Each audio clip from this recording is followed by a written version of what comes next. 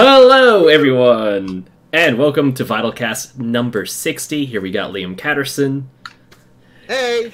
And we are going to be talking about Uncovered, Chapter 2, Volume 6. And man, I just brought an old reaction habit where I accidentally say stuff in the wrong order. Like, have you ever done that? Like, you start with the episode title, then the episode, then the season, and then the show name? Yeah. Gosh. Yeah, I've done that quite a few times, so...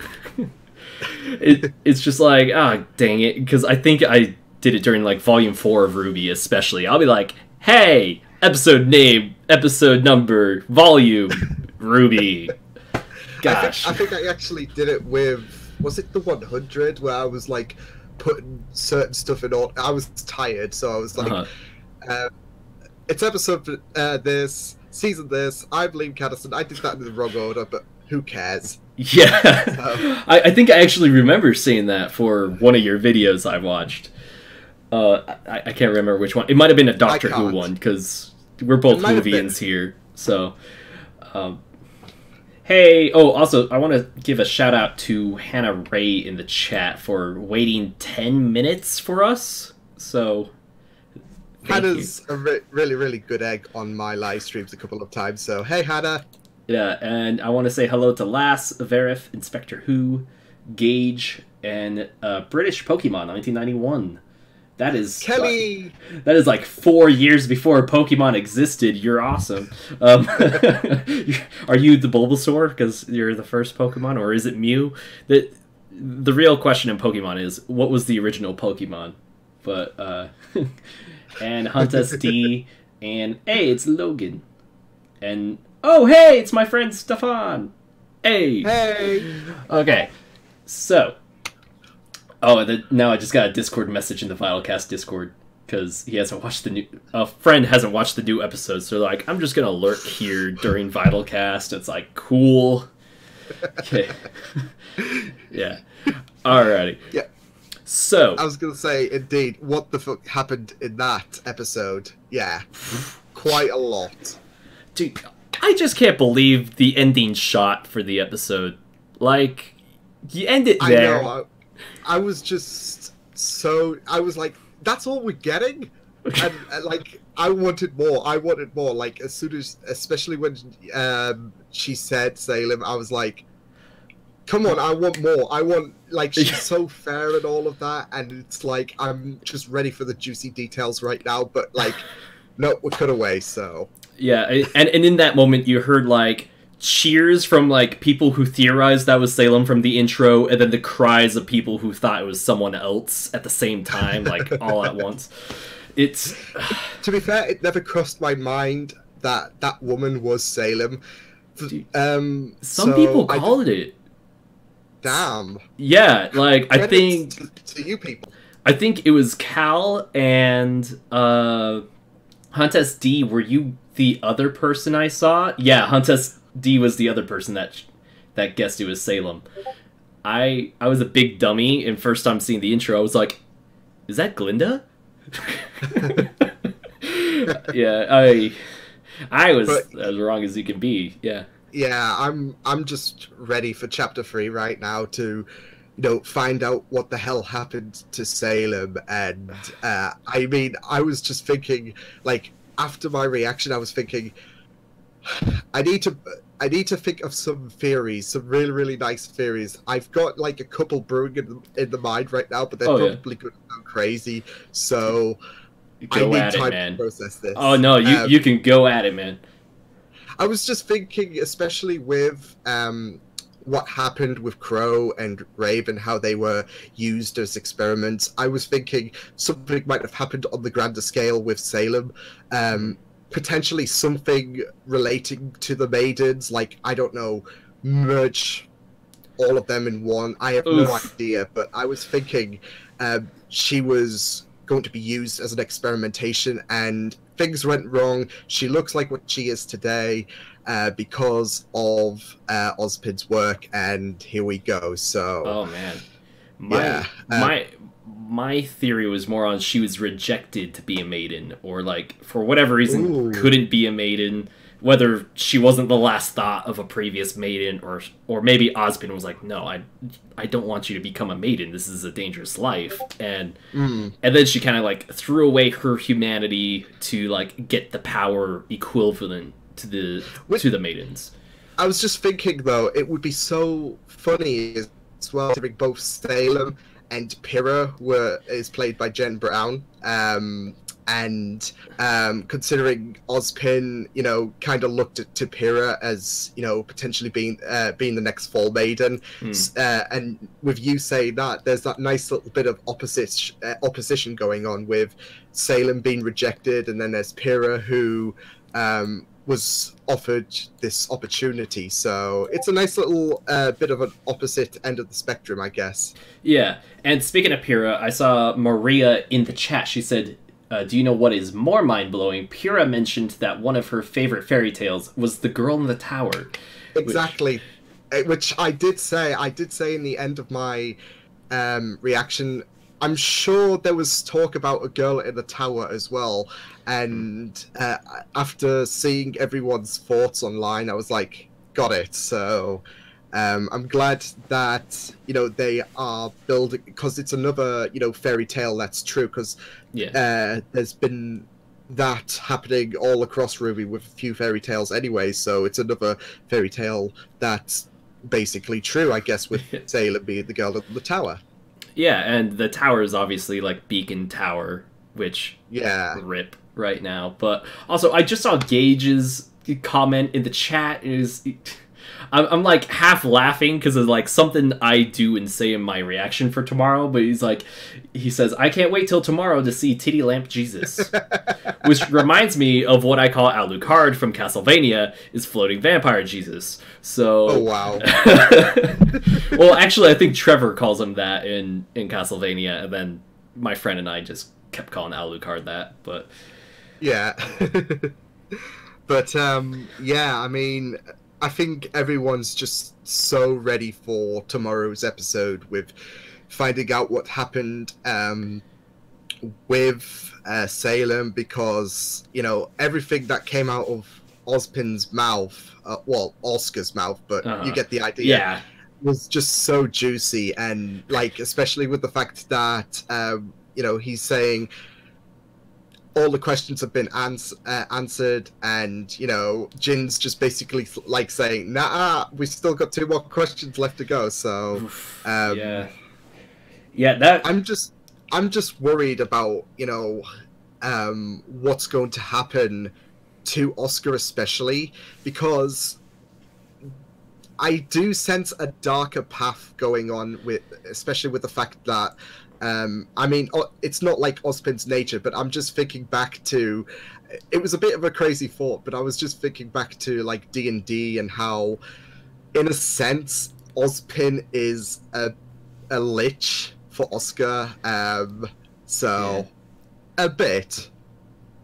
Yeah, in chapter 1, we kind of saw like that moment of Ozpin kind of reaching for the control stick to the body, like, should I take over for the fight? And Oscar, he had to be pretty rejective of that. He was like, no, I got this. I'm like, that's kind of a strong rejection. And that makes me wonder they're fighting for control, which obviously in chapter 2 they were literally fighting for control over his body, as he's like, I'm holding him back, quickly, her name's Jen, like, do the thing. And now he's spilled the beans. You're just worried there could be that punishment well, I don't know about punishment, but he let go a really, really big thing that Ozpin was trying to protect Team RWBY and Co. from. So, and you saw him getting pretty defensive about it when he launched for RWBY, which completely shook me. Yeah. Dude, I was just so confused. Like, I mean, not confused, but like seeing him launch at RWBY like that, I'm like, what is he gonna do to her? You know, like, the damage has been done. She asked the question, like, all you're gonna have to do is sit back and enjoy the ride, or if you're Ozpin, just sit in terror as there's a little 15-year-old girl driving the car. But it's just, there's a lot going on. Oh, wow. RWBY MT Arena just sent me a notification. Friday Frenzy, log in now and claim your free keys. Thanks. Trying to undermine my Ruby podcast, Ruby Manatee Arena. Gosh, okay. But like, you know, that would go against the trust of Crow and everyone else there. And it's like, dude, if anyone's gonna be on Ozpin's side, it was Crow, and you just attacked his niece. Yeah, I mean, well, preceding that, I mean, he was basically going against Ozpin, and, well, I wouldn't say going against, but he was putting more faith into Ruby and Co., especially when everyone had their weapons drawn out to Crow. It was like, Jesus, calm down! And, you know, Crow's like saying, just do what you think is best. So, which you do got to feel for Crow. He's stuck in a bit of a, he's in the middle of a two-way fight, basically. Yeah. With Team Ruby being a bit unhappy with Ozpin, and then there's Ozpin who, you know, Crow does trust, but he's with everything coming out with the fact that Ozpin's a bit shaky in Team Ruby's perception. He just, I think he's at this point where he doesn't know what to do, so he feels like with the fact that Team Ruby are just not having it, he's just letting them have it and not choosing a side at this point. But now that Ozpin basically went for Ruby, oof. Yeah, and also, like, Crow's thinking, like, well, they've been dragged into this. They have a right to know if they want to. And I bet in the back of his head, he's like, even I'm a little curious, you know? So he's like, I'm not gonna do anything, but, like, you do you, kid. Wink, wink, nod, nod. Also, Inspector Who in the chat, he's mentioning Maria. She's getting too old for this. How is she not just having a heart attack of, like, seeing a genie come out of a lamp, hearing it's made from the god of light, and, like, hearing about this, like, world crisis situation? Like, what has she seen for her not to just be like, oh my gosh, what's going on? Instead, she's just kind of like, interesting. There is... I do think there's something more. I mean, she kind of explained her whole eye situation, that they were basically... the prosthetic goggle, yeah, they were basically able to help her blind situation, but I don't know, I'm just keeping an eye on that intro, pun not intended. I'm keeping an eye on that intro, especially with how it fades from her eye to Ruby's eyes, and it's like they are either teasing us heavily here, or there is something more to Maria's story, considering how Silver Eyes was nearly utilized once again in Volume 5, and how it was mentioned in Ruby Chibi as well. So I do think I'm still holding on to the fact that there's something more than just them being visual aid for Maria's blind situation. Yeah. Well, a thought I had is, you know, maybe she does have silver eyes, but I'm thinking maybe she had silver eyes. Because if the eyes themselves are a weapon, what if someone blinded her, like took her eyes out, and now she has to have these prosthetic robot eyes? That would be absolutely sick. So and also I keep thinking like Naruto whenever I talk silver eyes because of the whole Sharingan situation. But anyway, like you're probably like, I don't know Naruto, but I sort of get this reference. No, yeah. I'm kind of new into the anime scene because I've just recently started watching My Hero Academia, which is absolutely fantastic at the minute. That's a good one. That's a good one. Yeah. That's pretty much the new Naruto for me. It might overtake Naruto as my like favorite anime. And speaking of like other show references, Hannah Ray in the chat, she's saying actually Ozpin is basically like the meta now, right? And we're kind of going down that path, but I could easily see Ozpin reeling it back as well. There's just so much we could go with just Ozpin alone, and now that we have a freaking genie on the team as well, it's like, I don't know where this volume's going anymore. Like, Jesus, take the wheel. Yeah. I mean, especially with how Chapter 2 played off, I'm just ready to see what they're planning on doing for the rest of this volume. Especially with how, we've got this mystery about, like, we're starting straight out the gate with Salem, this mystery about her, and it's just like, well, what are they going to do when we reach the end of Volume 6? Like, this is looking to be a very, very juicy volume, with the first episode being absolutely great, with seeing Team Ruby back together. It has so much nostalgia factor for me. Yeah, I know this is a chapter 2 discussion, but I did say in my reaction that I absolutely loved how the first shot was basically Team Ruby back to the good old days. I think that was perfect. So yeah. Yeah, and honestly, like, we could talk about chapter 1 as well. It's just chapter 2's the new stuff. Like, honestly, there's just so much we could go. Like, chapter 1 was so much of like the old mixed with the new, and then chapter 2 is like, here's all new stuff, baby, just for you. Like, oof. Yeah. And Hannah Ray is asking if I have a needler in the background. The answer is yes. Oh. Oops. Yeah, that shoots pretty hard, but they glow. I was trying to get it to glow. I forgot you just pulled the trigger to get it to glow.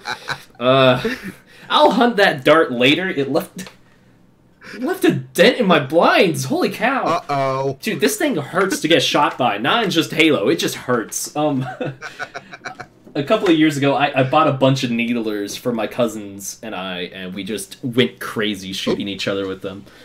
But... wow. Yeah, British Pokemon saying, yeah, dude, I think it was just $25 on Amazon, so that'll be roughly like £20. Yeah, that would be around £20 in UK currency.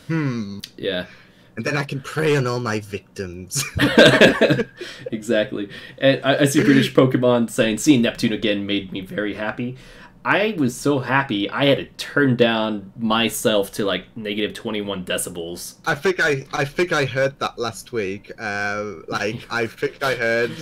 Yeah, I was completely shook up as well, because I didn't think I'd expect to see Neptune just only on Ruby Chibi, and then here he comes out just making a little cameo appearance, and it's like, sick. Dude, it wasn't just seeing Neptune, but the way they brought him in, just like appearing out of nowhere with Sun and bringing in like that old style comedy that Ruby had. I was just like, I wanted this for so long.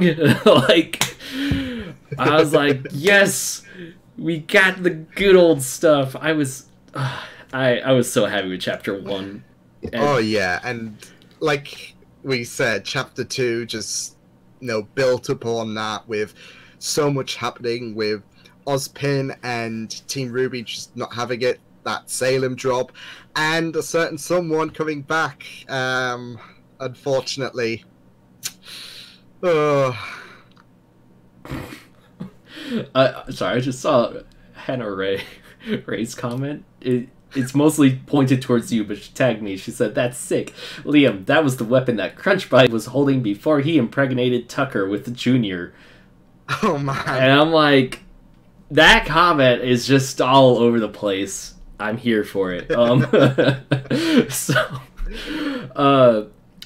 I got I got a new little segment I want to try testing out with you for VYTALcast. That is my checklist, not my notes. Okay, so I don't know what to call this segment yet, because I came up with it just a few hours ago while I was at work.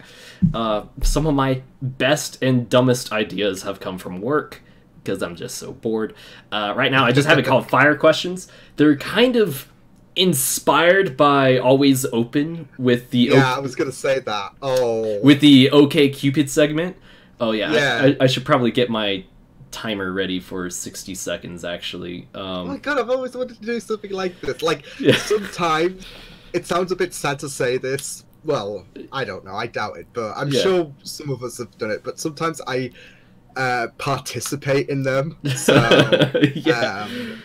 I mean, why not, right? It's Always Open. It's like, not that, like, they're going to hear you. So, okay. So we're going to start 3. What if? Yeah. Okay. So 3, 2, 1, and what questions would you ask Jin? What happened? What about the droid attack on the Wookiees? Gosh. Second question. We're doing the full three. I don't know. I didn't even write them all down. Okay, we could do next question. What was that nice lady who helped Cinder's name? You could just give her one. I don't think she was officially named. Poor victim number 300. Poor victim number 300. Okay, if Osmond's soul is as empty and cold as a black hole, how many hot dogs can Oscar eat to win the hot dog eating contest? 70? 70? Is Crow now a snowbird? Yes. Yes. Okay. Is Salem's Oh man, we're out of time. That was a quick 60 fun. seconds. Yeah, dude, I had like 8 more questions just in case you were fast. Oh man. Especially with the 3 questions one, I never would, put so much thought about it. And then they just strike me, and it's like, what would I ask her? Like, I don't know. Yeah, that's the thing. You have to carefully pick. Just pull a Nora and just like ask 3 random questions. I actually mentioned the first one, and I said, this is why you shouldn't trust me with anything in the reaction. Just don't trust me with anything. Seriously, dude. With me, I'm always like bumbling with words when I'm like watching stuff, or like I have like the memory of a goldfish sometimes too. Oh yeah. So like chapter 1, the back of the train gets derailed, and I'm like, oh no, now they're not with the rest of the train, and people are like, that was kind of the plan, and I was like, well, they could have still like glided their way on the rails, like they could have walked their way through the rails. Now they're just completely off the side of the mountain. They're not with the rest of the mountain. Give me a break. So yeah. Oh gosh. So I feel your pain though, because sometimes I just have a lapse of memory and all of that. So like, what I do now is basically I have my microphone on, so I'm able to hear a bit of myself, because here's the thing, I just don't know what the hell I'm saying usually, because I'm just so focused with the audio, and random shit will just come out. So I've got to put this on so I actually have an idea of what I'm saying, and it's actually a bit better. So okay, yeah, I guess I live on the dangerous side of things and just don't listen to my own reverb. I'm just like, show. Also, Maria is saying, heck no, Ruby is nothing like Naruto. I'm just saying with the concept of Silver Eyes, not with like the powers of Silver Eyes, but more with whenever I think of, because both are considered weapons, that like people maybe after to get them and implant them into themselves, or just to eliminate them. That's as far as my Naruto comparison goes. It's resemblances, really, like My Hero Academia with Sky High, I guess. Yeah, I mean, like, we already got a live-action adaptation of My Hero Academia. We don't need No, this we don't new talk one. about that. We do not talk about that. I'm like, I don't think it needs to. We've already got it, so... Yeah, seriously. Okay, so Trenton Dixon message towards us in the chat. He said, since you mentioned Naruto somewhere, I compare Ruby to Naruto in terms of the first 3 volumes being part 1 of the story like Naruto. Yeah, I could see that.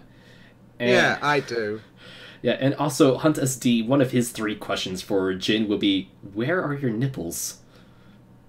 And boy, that was one of my first thoughts flying through my head, but the filter between my brain and my mouth stopped that during the reaction, because I'm like, don't say it, just cover your eyes, nope. Don't say it, don't look, don't stare, her eyes are up there, yeah, gosh. Okay, Inspector Who says, I'm gonna laugh if someone asks Jin a stupid 3rd question and now she's gone.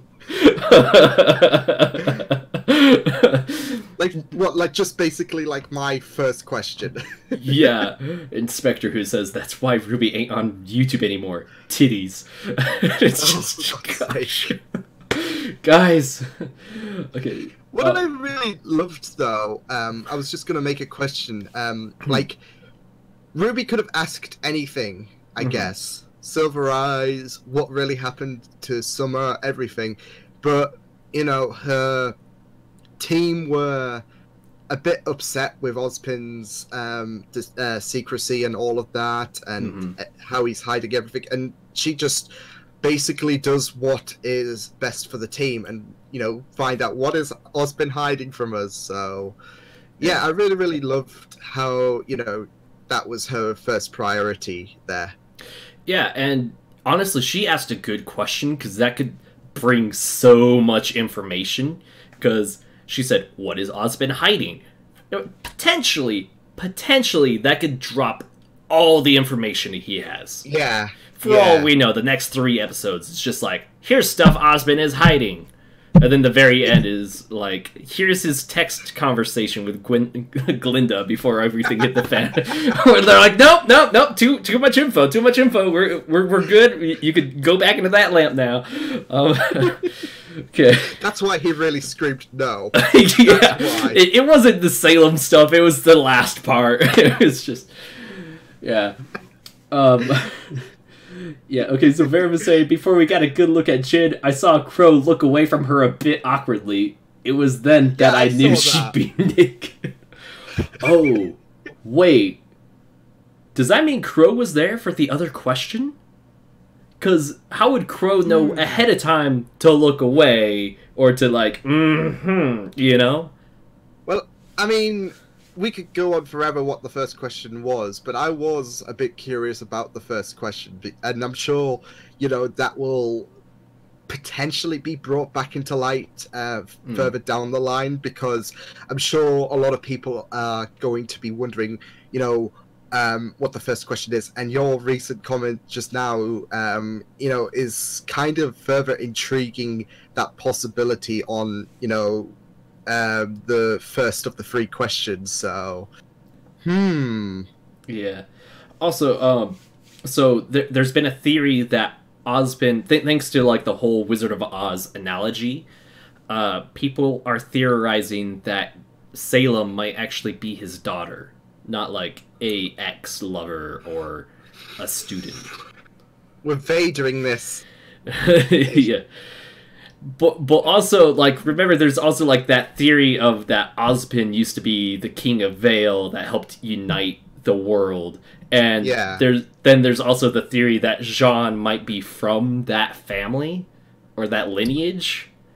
Oh, wow. And it's like, what is Salem to Jean? Like, what is both of them to Jean? Is Salem, like, potentially his grandma, or, like, his mother? I don't know. No, not his mother, but like... That is an absolutely interesting theory.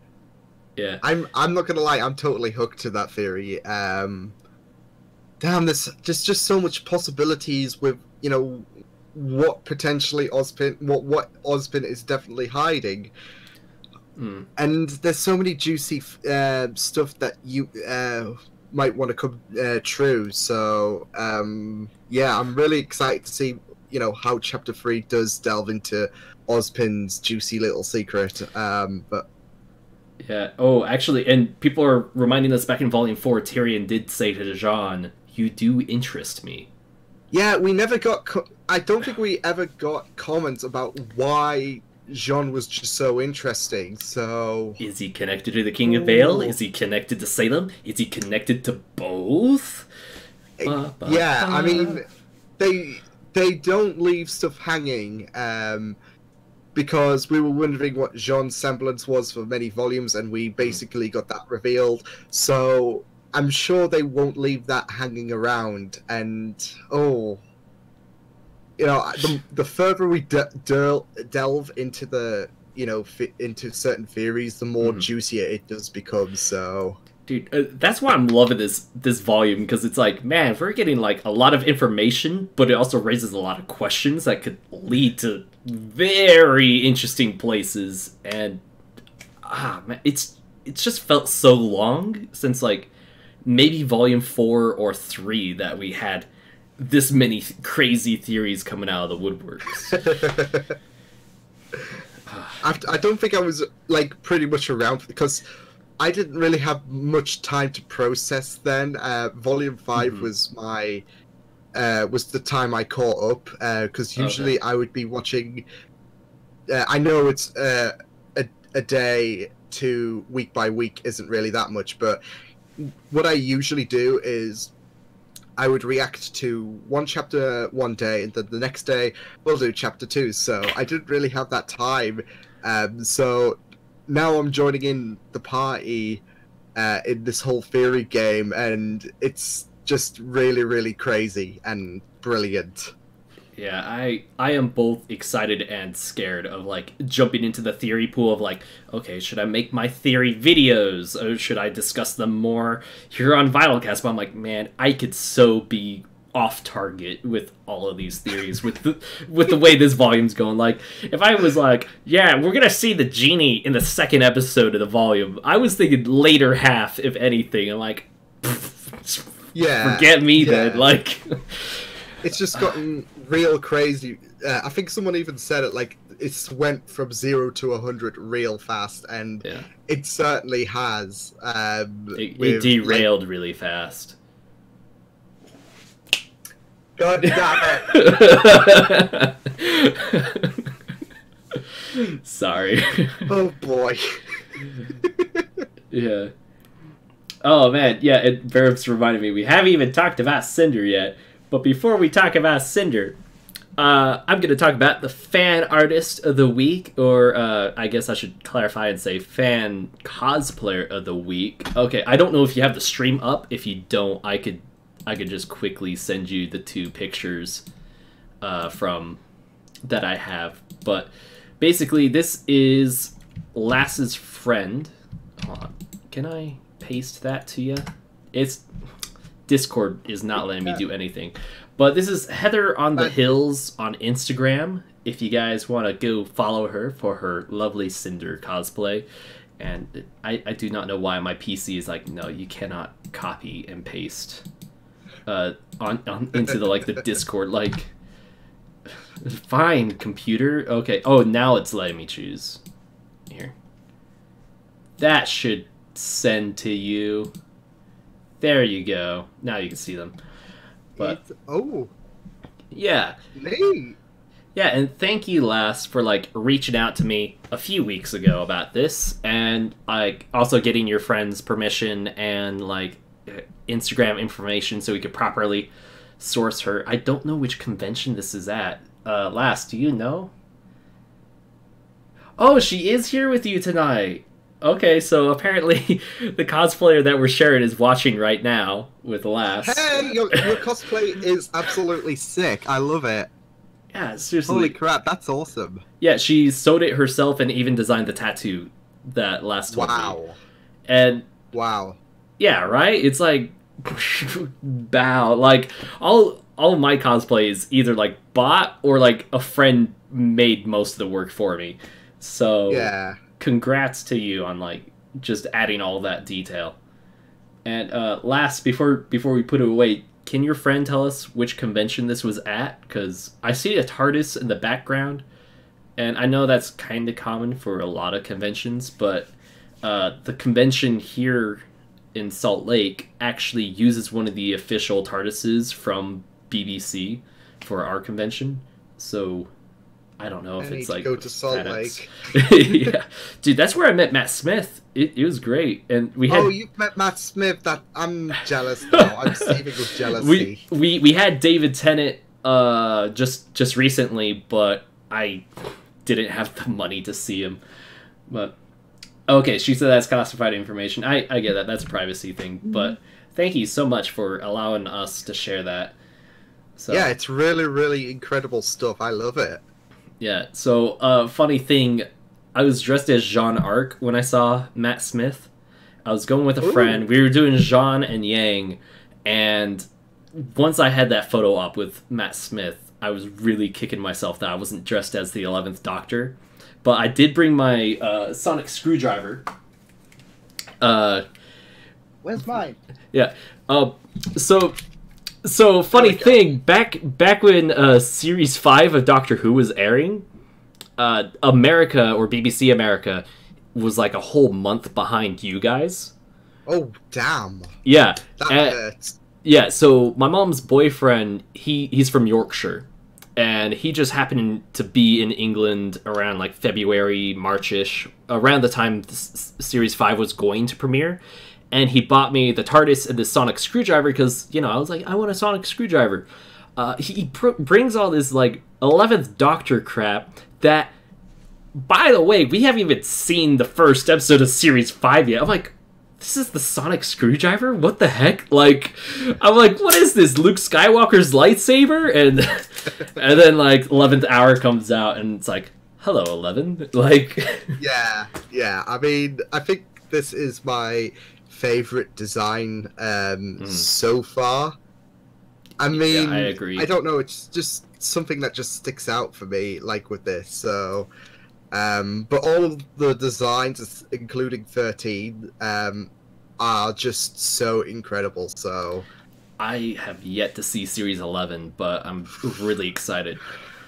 Yeah, and also like Series 5 was like what made Doctor Who big in America. So we didn't have like any merch here in America at all. So when me having that screwdriver at school made me like their god. They're like, you got the sonic screwdriver, and like most of everyone that hadn't seen Series 5 yet, but like once it happened, they're like, oh my gosh, he time traveled to get that, and I'm like, yeah. So yeah. Oh, Last just said in the chat, Cincinnati Comic Expo. Okay. She was joking about it being classified. Okay. Okie dokie. Thank you. Yeah, so anyway, enough with Doctor Who stuff, but that's really cool to see like the TARDIS in the background and then like remember past experiences. Oh, actually, with that sonic screwdriver, Matt Smith held that sonic screwdriver for my photo op. Oh. Yeah, so I swear we'll get back to Ruby real quick, but so I go up to him dressed up as Jean Arc. I have super long crappy hair, and I'm like, he's like, hey, how you doing? And I'm like, hi, like, I love you. But like, I was like, I was wondering if you could pose with my sonic screwdriver for the picture. And he just gently grabs it from me, looks me dead in the eyes, is like, I would gladly. No, he said, I am honored to do this. And I was just like, and then he just turned into 11 real fast, did the pose, took the picture, gently handed it back, and he's like, it was so great to meet you, thank you so much for showing up. And I was like, oh, and he's like, also, like, love the screwdriver and the cosplay. And I had a fan letter for him, and I gave it to him, and he like, looked really taken aback. He's like, oh, you got a letter from me. And he was like, I'm going to read this when I'm back in my hotel tonight. And I was like, ah. So I'm currently screaming inside because 11's my favorite Doctor, and I would just die at the chance of meeting him. And it's like, So imagine you're watching the first Matt Smith Christmas special, because that's when we started getting them like around the same time as you guys instead of being a month behind. And you're seeing the Series 6 premiere, like, trailer afterwards, and you see them in the desert, and then your mom's boyfriend, who knows a lot of people, is like, oh yeah, they filmed that in Utah, which I live in Utah. I was like, oh, and I'm like, what? He was like, oh yeah, you know my people that work at intercompany name here? He's like, who help people do film and special effects on site? I'm like, yeah. Yeah, they were hired by BBC to film Doctor Who. And I was like, and you didn't tell me? Like, I could have met Matt Smith, like, a whole 3 years before then, and, like, no, I was so mad. They die, don't you? The same company almost got hired to do Angels of Manhattan, but they turned it down, because they're like, no, that's New York. We're going to get kicked out for blocking the streets. BBC got kicked out for blocking the streets while filming Angels of Manhattan, and they're like, and that's why we didn't take that job. Yeah, so Yeah, big old. Anyway, that's my Doctor Who fangirling for the moment. So, oh man. So back to Cinder, because that's what brought us on this crazy side thing. I said it, that all things must die does mean our hopes of getting Cinder put down and all of that. After we were so hoping that after Raven knocked her off, I was just like, please. But everyone was so adamant that we didn't see the body, and as rule one of TV or anything, No body, no death. And here we go. Yeah. So I was like, oh, god damn it. God damn it, Cinder. Yeah. Dude, I was just surprised that was the first shot of the episode. Yeah. It was like, oh yeah, we won't see Cinder till like chapter 5. Boom, Cinder. The thing is, though, we kind of had an idea that Cinder would return with the poster coming out. And, yeah, we knew she was. We were all worried, saying, is that who I think it is? And we were like, oh, no.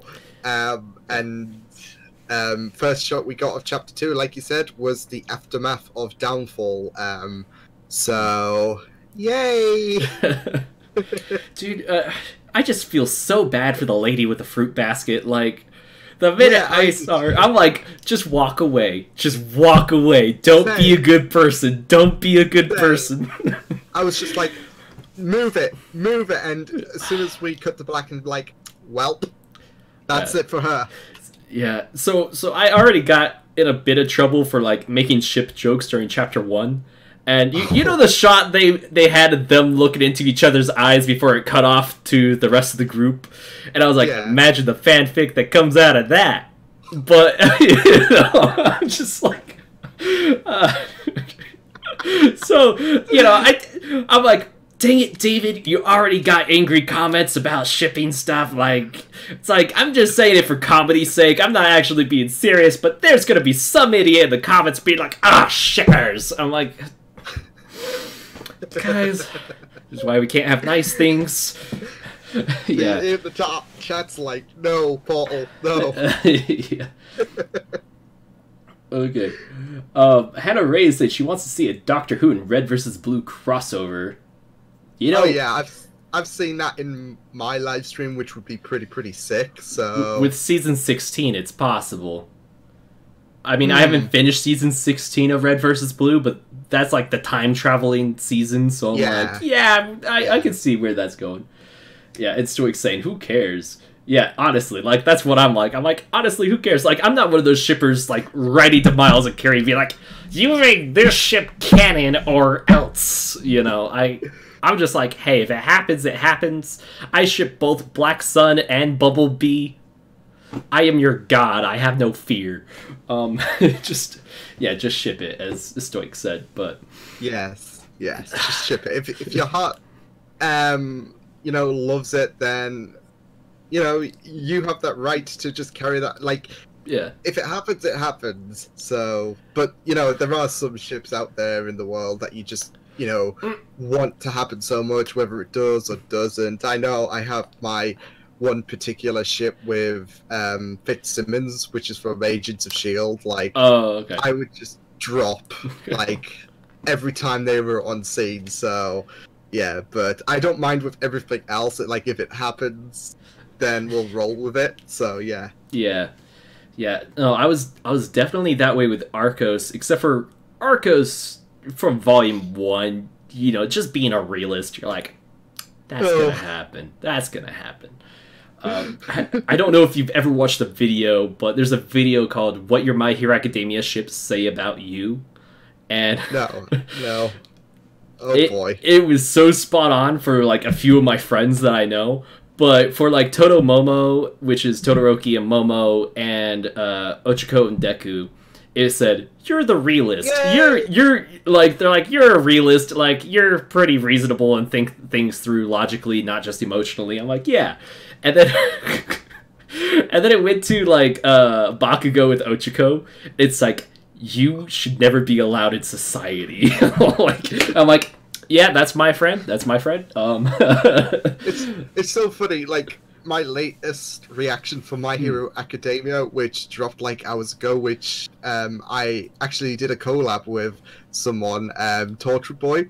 Oh, dude. We would, yeah, because we went to RTX London together, and I was wondering, so do you want to like do a reaction or something like that? And I was being cautious because he was having eye issues at the time, so I was being cautious, but we did it, and then we started talking about ships, about all of that. Like, he ships Bakugo and Deku, and I'm like, hey, what? You know, that's a popular ship, and as Stoic says in the comment, he's like, "'Cause facts." And ironically enough, so I don't know how or why, but this year I've become husbando material for people. And I have been asked to do Todo Deku, and I'm also going to be... I've also been asked to do Bakugo x Deku like, ship pictures for cosplay. And I've also been asked for Naruto and Hinata, and I've also been asked for Arcos. I've done a little bit of Arcos, and there's just been a number of ships. Oh, and Makoto and Joker I've been asked to do with someone as well. And... whew, boy, there's and then this other girl sent me a picture from the local FanX convention. She does Blake, and she had a picture of her with the Sun cosplayer. She's like, "OMG, is this you?" The picture was obviously not me, but I got the gist of what she was wanting. She's like, "Can we do some Black Sun?" I'm like, yeah, once my abs are ready, like, gosh. But also, that girl is also, like, trying to make fetch happen. I'm like, please no, like, yeah. So, Hannah Ray is saying my one true ship is Liam x Torchwood Boy. I've seen so many of those, like, I think the official term is Catatorch or something like that, or... Catatorch. Yeah. That's pretty good. Or Lilacs. Oh yeah, I've seen Lilacs. I always wondered what that was when I saw on Twitter. I was like, what's Lilacs? Well, I think it originated from Tortured Boy's story, where he adapts real names, but they're not like me per se. Oh, it's I've done that. I've done that. Yeah. I've kind of done that, but it's actually my face, but that's another subject. Yeah. Self-insert character. You are the main character. Yeah. Well, literally it is. But Lilacs happened when Alex and Liam got together, and I started calling it Lilacs, and I think it started to pick up there. Like, I was thinking, Lilacs happened! So... oh my gosh. Yeah, I've had a few issues with, like, people shipping me with friends, like from online. I'm like, guys, no, especially if I knew, like, the other friend was, like, uncomfortable with that. I'm like, guys, no, like, yes, but no. That's understandable. Yes, but no, you know. Yeah, that's understandable. I mean, I think there's, like, a few who are, like, I know there's people who are, like, okay with it, but I don't know. I think they think that, you know, it's just, you know, one of those silly ships. So yeah. But it might be a bit uncomfortable for some people to delve into that. So well, yeah, I think for your guys' situation, it was characters with your names being used, whereas in my situation, it was the actual us being shipped, and that's where the uncomfortability came in for the other person. Well, I was gonna say, I think people started shipping me and Torture Boy like way before Rebirth as well. Oh, okay. But I mean, like I said, I think some people do take it as like these silly ships.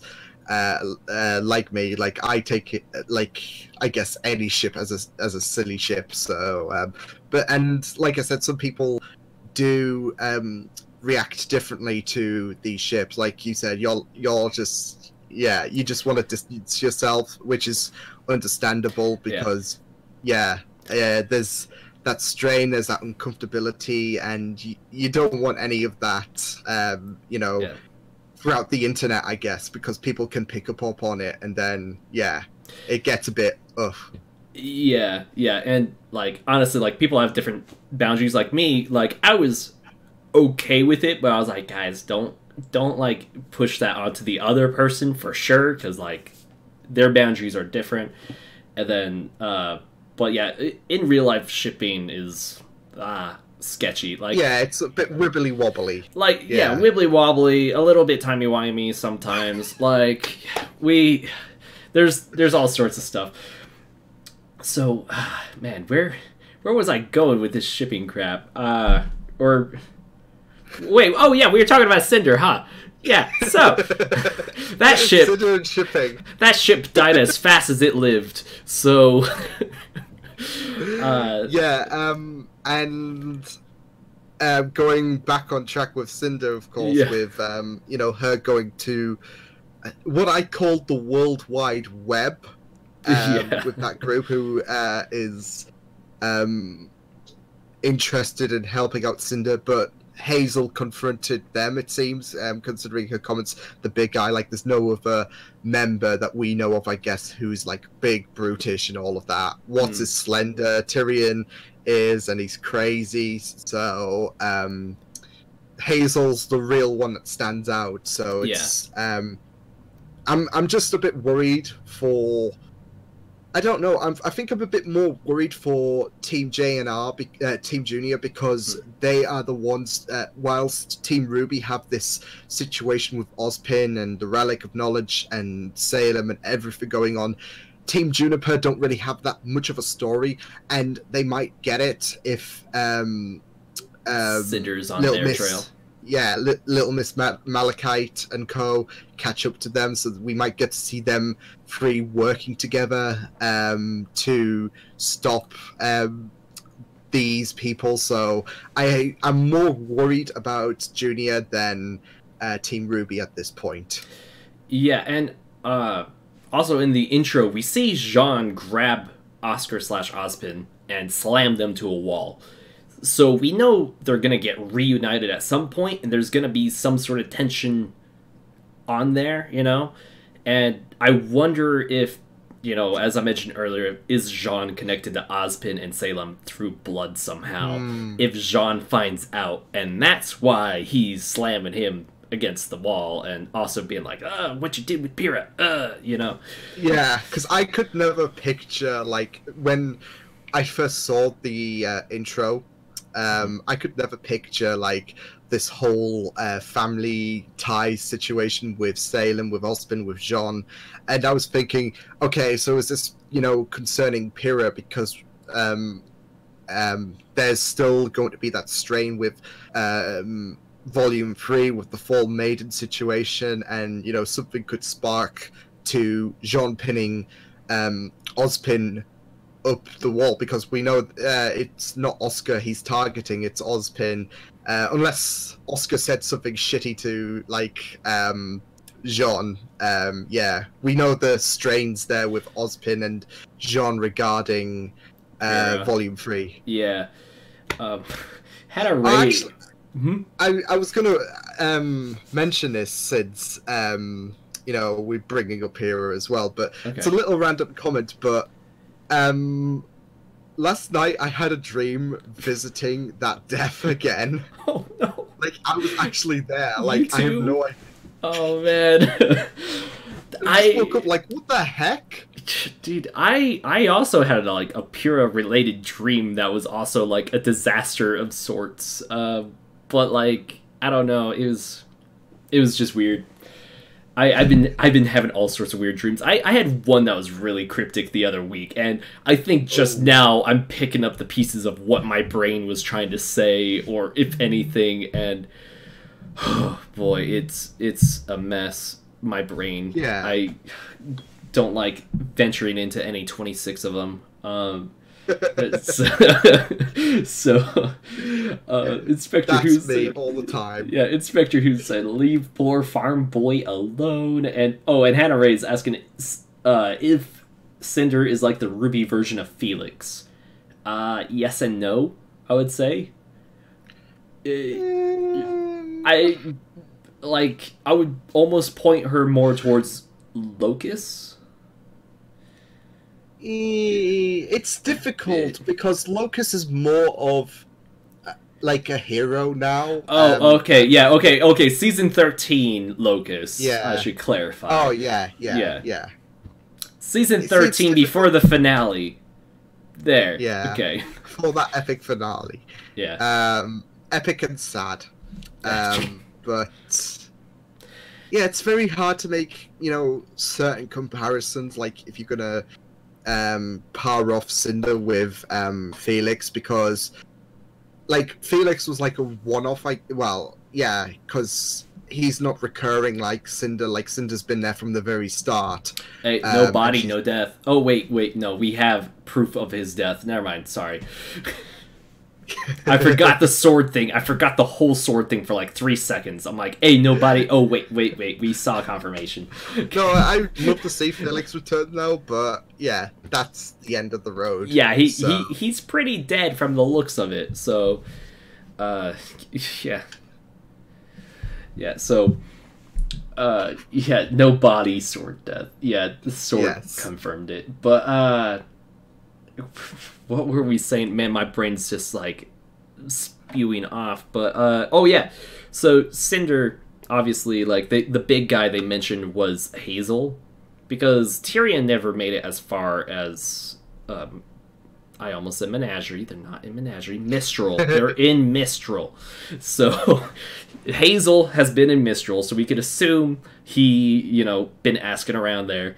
And I wouldn't be surprised if Neo is in that little web somewhere. I would love that. Like, we've been all wanting Neo to return for quite some time, and if she does return, everyone's going to be. You might need to reduce your decibels again. Like, I am just so ready for Neo to just show up out of nowhere. Like, and I've seen a few people make comments about Little Miss Malachite's words, especially after Cinder left, saying that they could be referring to Neo, because we obviously know, like we said, there's no other big brutish person apart from Hazel, unless Neo gets ripped or something like that. Like, that's what's been happening between Volume 3 and Volume 6. Neo's ripped. She's been lifting them weights. She's been lifting the weight of her emotional pain. Got buff. Okay. So, yeah, I've seen those comments saying that they could be referring to Neo as well as Hazel, but we shall just wait and see. I think we're all desperate for Neo at this point, and I have a positive feeling she might return. I think the intro was pretty much confirmation of her returning, with Roman's hat being kind of flung at her, but then also for a brief second in the hooded figure scene where you see Cinder's swords, and that's kind of how people were like, yeah, that is Cinder, other than the poster, as if the poster wasn't enough evidence. But we also saw a bit of an umbrella at some point, I remember, and I was like, yeah, we have Neo as well. We have two hooded figures, I kind of felt like. I felt that vibe too, and I think I think Rooster Teeth have caught on to, especially I think at RTX London, because I think that was the first question asked, which was a bit silly because they were like, we're not going to spoil anything, but I love how they're like, please no spoiler questions. Okay, first question, here's a spoiler question. Not as bad as question 2 though. Question 2, Cal and I were just sitting together please no, because the person they went on a long ramble. 2, they were almost self-plugging their YouTube channel while doing this ramble. And that's why we're like, please don't plug your channel. Please don't plug your channel. Because they were talking about their YouTube content and whether it fell under fair use. And we're like, please don't plug your channel. Please don't plug your channel. Please don't make YouTubers look bad in this community. We're like, please don't. Luckily the person did not. So we're like, thank you, but... Yeah. But yeah, I think Rooster Teeth have this great idea, this idea that she is a character that like I think I saw someone say that she was basically like the Boba Fett, like mute, a character that is really really respected by a lot of the fandom. So yeah, I think they have this idea, so they're not going to like they're going to secret up her return as much as they can, and sit in glory as all of us just collectively scream. Yeah, and like I had a theory back in Volume 4 for Neo, and if they're doing what I think they're gonna do with Neo, with like her following Cinder now because of that web, and little Miss Tuffet kind of like, hey, let's keep an eye on that person, and Neo probably being that person. My whole theory was Neo was gonna chase down Team Ranger, and kind of like want revenge for Roman, because the last time she saw Roman he was fighting Ruby, and like would assume that Ruby killed him, but somewhere in the fight Ruby's like, I didn't kill him, a Grim killed him, it was a total freak accident, and like and then Neo goes, I'm gonna blame Cinder, because Cinder's the whole reason why there was Grim flying all over the place, and then she goes after Cinder. So I feel like we're just in the Neo's going after Cinder part of that theory I had, so which I think I would be just ready for, like, just especially just to see Neo, just because, like, she was, like, I remember seeing her, I think it was when she first debuted with that train, the first train fight that we got in the Hall of Ruby. You mean the freeway? Yeah. That was when she first appeared, one. Yeah. Or yeah, I guess the episode before that, but...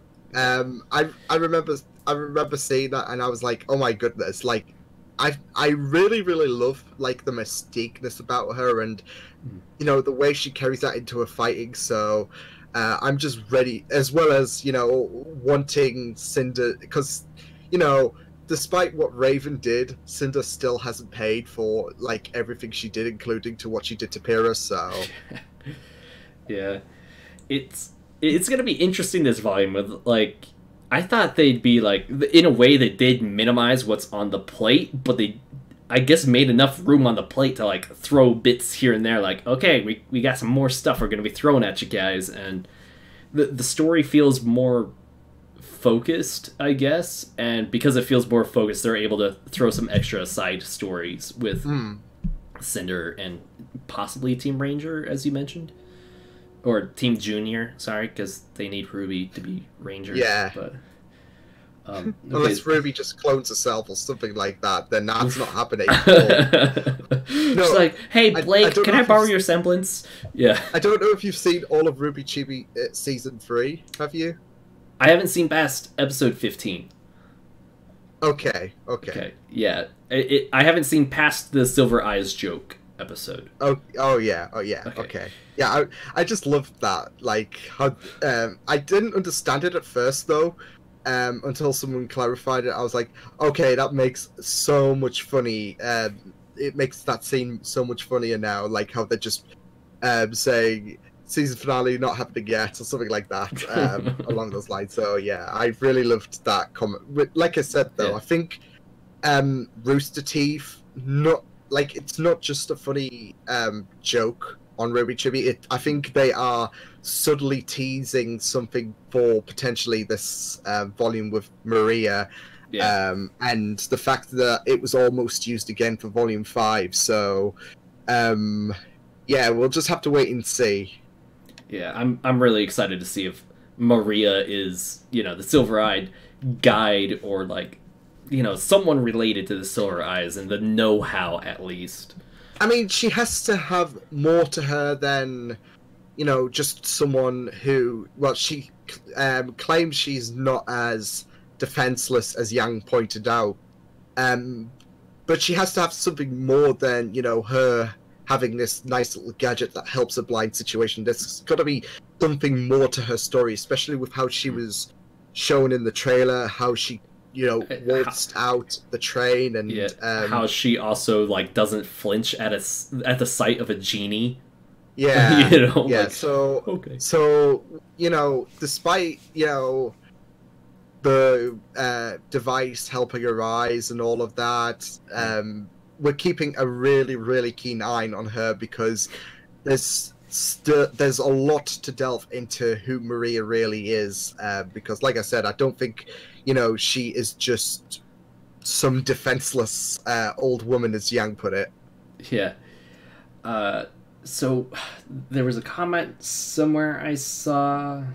Was it? I thought I saw it, but Inspector who was saying, yeah, the RTX Q&A is always get ready for cringe. Yeah, I don't know what's up. Like it has gotten pretty bad, and they do like ask like, hey guys, like if you heard your question asked, like have another one ready. Or get out of line, don't ask spoiler questions, and please don't self-plug. And somehow, every time, without fail, we get almost just that. And we're like, no, they didn't ask for that. They asked to not do that. When I was at RTX London, I was having this, especially at the Ruby panel, I was having this temptation to ask, I'd forgotten what my question would have been. I had this, temptation to queue up and all of that, but the line was already long anyways. And I was thinking, well, this question's a bit poop, isn't it? So, I don't know. I don't think it was, but I just have this feeling inside saying, oh, they're probably going to think it's poop. And it probably wouldn't have been, but yeah. Yeah, we always have that, like, self-doubt. Because, like, with every VYTALCast or YouTube video I put out, I'm always like, this is going to be garbage. But people like it. So I'm like, I'm glad I'm enjoyable. Because to myself, I'm cringe. I try not to cringe. And sometimes I'll laugh at my own joke. And that's where the cringe from myself comes from, is laughing at myself. So same. I mean, I always have this self-doubt as well, like every time in general, not just on YouTube but generally in life. And like there's a few moments during my videos where I can laugh, but they're pretty rare. Like an example recently being me posting an episode of The 100 where negotiations didn't go down well, and I just laughed at myself, pointed to the camera. Well, you were right about one thing, Master. The negotiations were short. And I was just like, I'm glad I used that. So there's small moments like that, but the rest of the other time I'm like, I don't know how people are enjoying this, but I salute them, so... Yeah, as Stoic is saying, it's over-awareness, and I agree with that. Well, after having to edit your own face for so many hours, things tend to point out a lot more to you, and you're like, oh gosh. Or you could like almost predict the YouTube comments you'll get from certain things. Like when I mentioned fanfic in Chapter 2 reaction, calling it now. Because I mentioned it twice in that reaction. First time, Cinder looking at the lady that's helping her. Second time, Jin. Just coming out. Oh no, with Jin, I think I said fan art. I'm like, oh, imagine the fan art though coming out. Yeah, so... Oh man. I'm just glad YouTube doesn't allow picture comments. Because, oh, no. Oh my goodness. Yeah, no, it's... I can just... I mean, people say the YouTube comments are pretty... screwy anyways, so like you said, the pictures would just be 10 times worse with like everything coming out there, wouldn't they? Yeah. Oh, and Lass is bowing out of the chat, so thank you, Lass, for sticking with us for so long, and thank you so much for your friend's cosplay pictures, and tell her I say thank you. I mean, she's with you. They were superb. But they're really good. Yeah, and like, I don't know, like Rule 34, I guess, but like, so I'm on a number of friends' Discords, and a few of them have NSFW channels, which I avoid, but I accidentally clicked on one. Oh. And for the 3 seconds that I saw, I don't know if I was disappointed in what I saw, or who I saw post them. Oh, I'm just like, oh, okay then. you have my sympathy. It's like, I meant to click on the fan theory tab, which is right next to this tab, and I'm on mobile, so my thumb could be a little... There will be a few people who are going to say sure, but you have my sympathy. Yeah. Oh, man. Oh, Hunter's D, you can't just out yourself like that, man. I was trying to save some sort of decency. Yeah. Yeah, no, RVB fanfiction can be pretty NSFW. I mean, it's all about that Simmons and Griff, that Grimmins, you know? Like... Grimmins. Oh. It's all about that Grimmins. Yes. That Church and Tex. I forget the Car Wash. Car Wash. Oh, is that what they call that? Oh, wait, no. Yeah, they call it Car Wash. I thought that was Carolina Wash. Yeah. Isn't it? Yeah, okay, yeah. Oh, boy, yeah. Swig is like, okay, 4 seconds, sure. No, trust me, I was at work. I wanted to be in there less than the 4 or 3 seconds I was in there. I was like, thank goodness I was sitting against a wall. Like, gosh, I wanted to die. Sweet relief, yeah. So, man, speaking of Car Wash, I actually know 2 cosplayers here in Utah that do that ship, like, cosplay-wise, and they also do Ozpin and Glinda. I should actually ask if I could use their... They had some Glinda and Ozpin pictures taken at a convention I was at just recently. I should probably ask, like, hey, can I, like, shout out you guys on my podcast? So, yeah, hit the power button. Yeah, that was definitely me. So, yeah, oh, man. Never again. I'm just forever avoiding that Discord. I'm like, I'm staying only in my channel now. Only my server. Yeah. No, we don't venture out to those other servers anymore.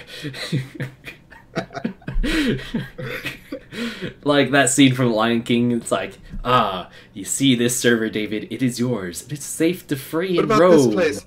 We don't talk about that place. We don't go there. Yeah. So, anyway, I am freezing cold in my room. So, it's actually warm in here, but, you know, I mean, that could be me, because I'm like a human radiator, so... Dude, you're lucky, because I am not that, and my room doesn't really get heating from the rest of the house. Like, the heater's on. The heater's on. I just don't get it, so... Inspector Who killing me with the Kill Bill siren music. I always love that. Yeah, so... Never tell Liam about Formula 1 fanfiction? I don't want to even go into those realms. Okay, we will not go into those realms. I can't even imagine how much, you know, disturbing content is going on regarding F1 fanfictions. Like, why? I don't want to know. I don't Nor do I. Know. Yeah. So, anyway, with that cheerful note, we're going to conclude this episode of VYTALCast so I could get by a fireplace and eat some food. And also, it's like, what, 13 minutes past 1 for you now? 2, but I'm a night owl, so... Oh, yeah, I forgot the time switch happened for you guys, huh? Yeah. Yeah, Bernie... Time zones are, like... Trust me, I've had this pain with, you know...